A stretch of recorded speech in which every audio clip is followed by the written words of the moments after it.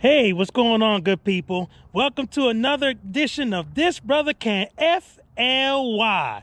Yeah.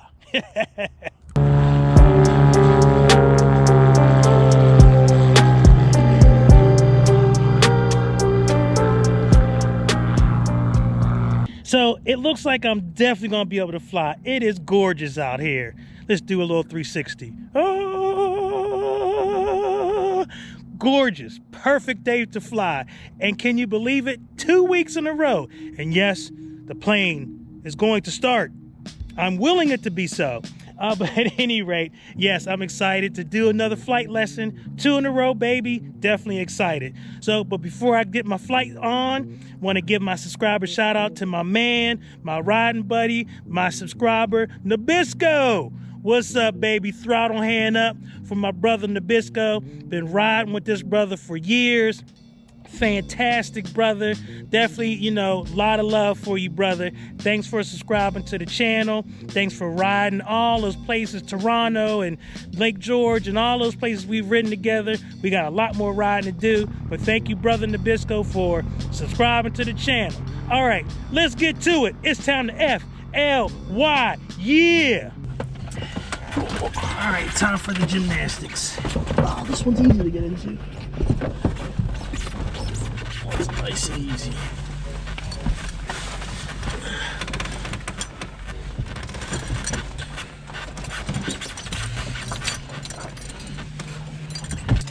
Seatbelt and harness. Mine is on. You're getting yours on. Circuit breakers. Those are all in. Fuel selector. Let's get that to both. Electrical equipment is off. So we're gonna go mixture to rich. Carb heat is off. Master switch on. We probably shouldn't have to prime because we're doing a hot start. Clear prop. And look around. Alrighty. So I should take the jacket off. Whatever.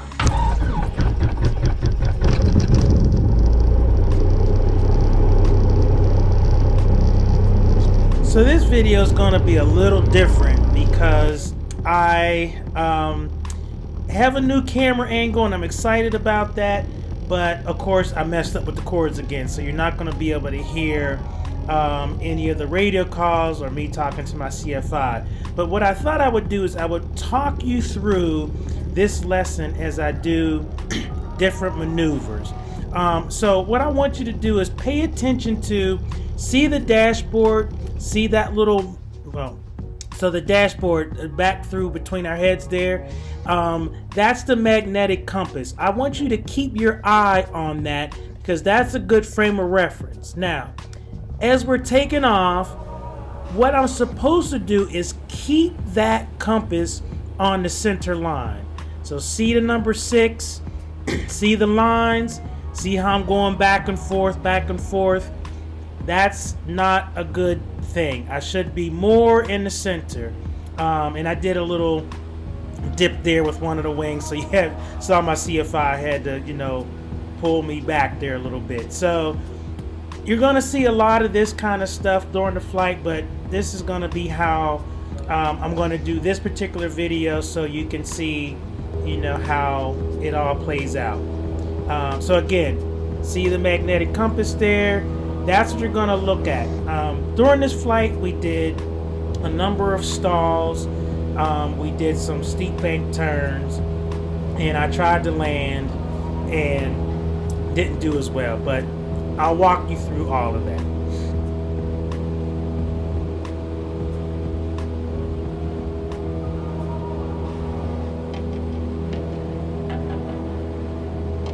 So as we're flying, I'm climbing up to 3,500 feet.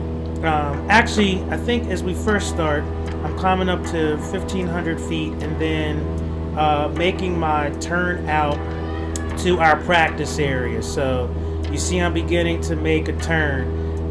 Each of our flights are in a designated practice area, and I think most airports in our area have their own designated area where you do your flight training. It's about, I would say, somewhere about 10 to 15 miles from Wingsfield where we take off. And so that's where we're headed now, and we're flying there. And my CFI is just making sure that I'm flying coordinated, I've got a good climb rate, and I'm responding well to the wind. And you see he shakes his head because I'm doing good. Russ, fly!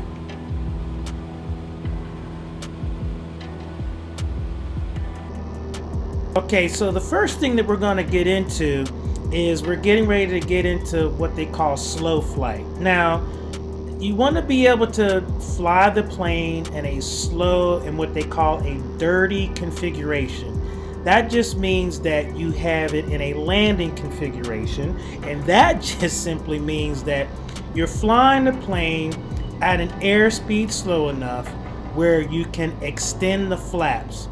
The flaps are mechanisms on each of the wings that provide more lift, but they also provide a lot of drag, and it's what slows the plane down but still keeps it from sinking too fast so you can land. So slow flight prepares you for the ability to fly the plane coordinated slowly without any disastrous consequences, stalling the wing, going into a spin, any of that kind of stuff. And so the controls get real mushy. I mean, it is really hard to do, but it's good to practice because this is what you do just before you land the plane, and you don't want to be all over the place. So this is the first part of the lesson, is slow flight. All right, so we're about to go into another part of the lesson, and I want you to really pay attention to the magnetic compass. You're going to see my CFI reach out and turn something on one of the pieces of the equipment. That's called a heading bug. What that means is he's turning this little indicator to a specific coordinate on the heading indicator instrument in the plane. And a lot of times what he'll do is say, all right, I want you to fly this heading. Now, what I'm about to do is called a steep bank turn. And what I want you to pay attention to is, can you see the horizon in the background there? You should see it between like the ground, which is like, looks like a lighter blue in the video, and then the sky, which is like a lighter blue. If you look at it, looks like a ball on the dashboard. That's the magnetic compass. Pay attention to that, because as I'm doing these different maneuvers, that should be right on that line between the sky and the ground. So you can see I'm starting this turn, I'm low. See, it's like it's going over the ground, too low. Now I'm continuing to turn, still too low. Still too low. I should be bringing the yoke more for back pressure. Now I'm on the horizon. That's good. That's good. Doing better. That's good right there. That's not bad. I'm getting a little low. Got to coordinate the wings. That's good. Actually, I'm getting a little high because see, it's in the white there. And so what I'm doing is steep bank turns 360. And the most important thing is, oh, wow, really low there. That was bad coming out. And so I'm going to go to the left now. And again, I should be keeping that ball right on the horizon line. I'm not supposed to lose any altitude or lose any speed. The idea here is you do a 360 just in case you have to create some space or something like that. This is a little better. I thought, oh, no, I'm low there. Still low. See, I'm over the ground. Got to get it up. That's kind of hard. The sun, it's hard to see there. Oh, kind of high. Kind of high. Oh, not bad. Like, so that's it. That's where I should be, right there. See? Right there on that line. That's where I want to be. That's a good coordinated turn and on the horizon. So when I went to the left, it wasn't bad, but that one to the right wasn't as good. And you can see my CFI was like, All right, let me take over. Let me show you how to do it. So after he showed me how to do it, we did it again, and he's telling me make sure you come back to that heading. So if I'm flying a heading of 90 or 090, or if I'm going to the east, I should make my turn and end up back at 009 or 0. And so that's the whole point, that you do a 360 and you end up in the same heading. I cannot lose any more than 100 feet of altitude, and I forget what the speed is, but you know, you can't lose any speed here. So I wanted to show you this perspective because look at the ground. I should be basically going like around this point, so you should almost have a feeling of like the globe kind of spinning beneath us. The first time I did this, it looks kind of like you could get dizzy doing it. Yep, you can. I got actually dizzy. So just check out that perspective. It's really cool. It's really fun. It's just hard. This is the one maneuver that I really struggle with.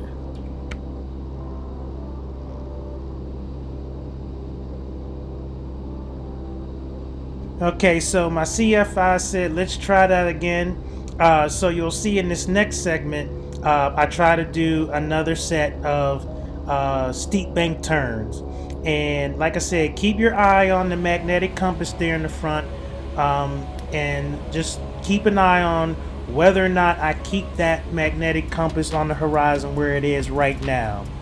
And so it's not bad, and I'm low already. See how I did that? See, now I'm pulling up on the yoke. I'm way too high. See where it is now? See where the line is? That's too high. All right, I'm too low. See where it went right from, and now I'm too high. See that up and down, that shows you a person who is inexperienced and lacks the feel for these maneuvers. This is something that you shouldn't be pitching up and pitching down, pitching up and pitching down. The whole time I'm making this turn, that I should be keeping it coordinated. So in this instance, the magnetic compass in the front should stay right on the horizon line. And as you can see, when I went to the right, I was just all over the place. Here, doing a little bit better right this minute. I'm a little touch high, but not horrible. That's passable. That part wasn't bad. So one of the things that I'm noticing is that I'm much better going to the right. Going to the left, it's just hard for me to keep. Going to the right. Going to the left, I seem to do better, and maybe just because I have a better perspective as the plane is turning to the left and I'm sitting on the left. But going to the right, man, I just really struggle. And you can see it was a lot of up and down, and that's not good. I will not pass my check ride if I do something like that. But I'm only 11 hours in, so got to give myself some slack.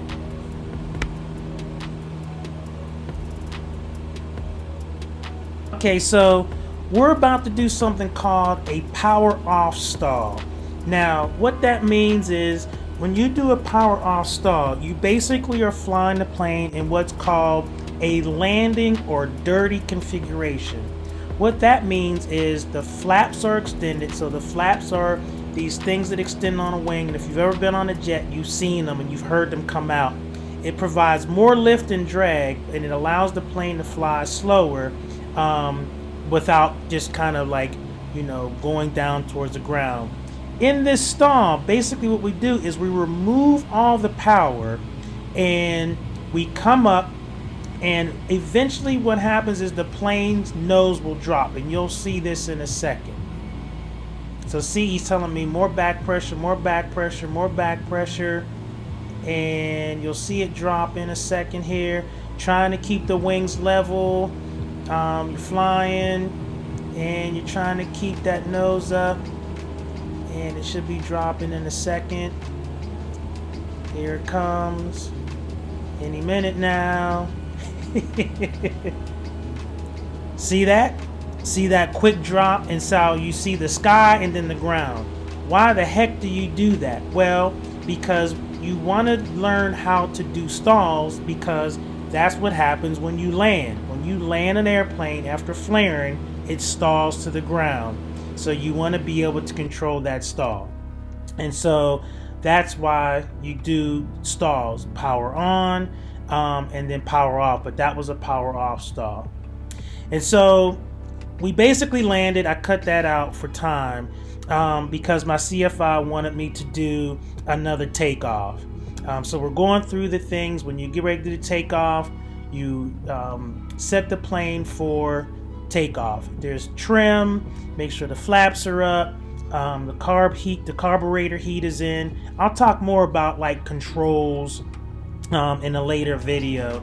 But he wanted me to do another takeoff so I can coordinate a little bit better. All right, so keep your eye on the ball, on the magnetic compass, and see how I do in this takeoff.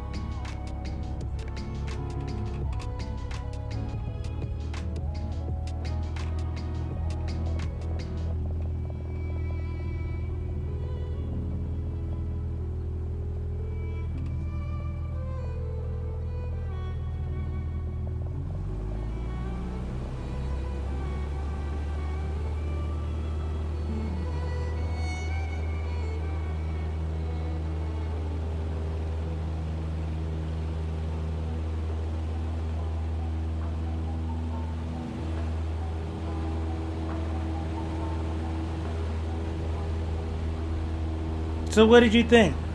Was that one a little bit better? As you can see, that magnetic compass was a lot more to the right, but I will say that the reason why that takeoff was a little better is because, so we had something called a crosswind. So the wind was blowing basically towards, past me towards my CFI. So from left to right.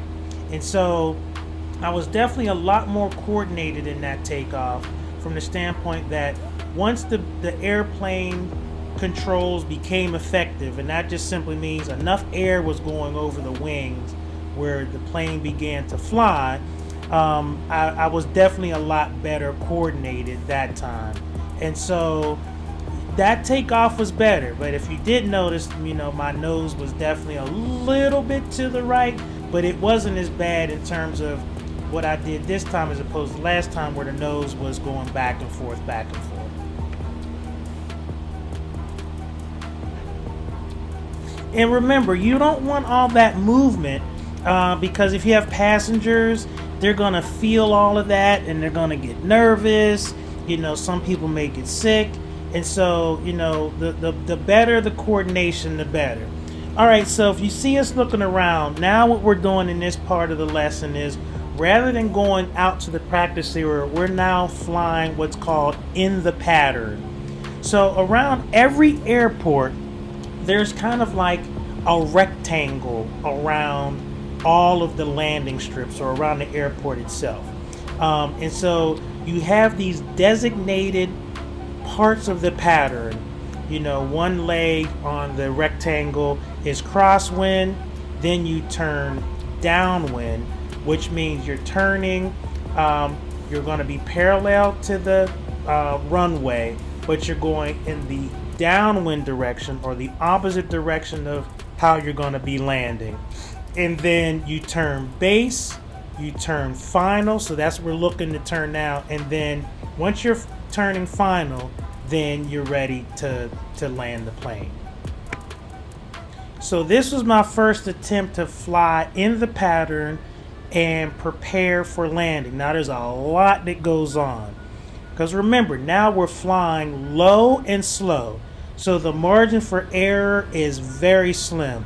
And that's why when we were in the practice area, you practice slow flight, so you'll know how the plane behaves when you're flying slow, a slower airspeed, and you're in the landing configuration with your flaps down, because if you make a mistake or you turn too steep, like here, how we're turning, that's where, a lot of problems come into play.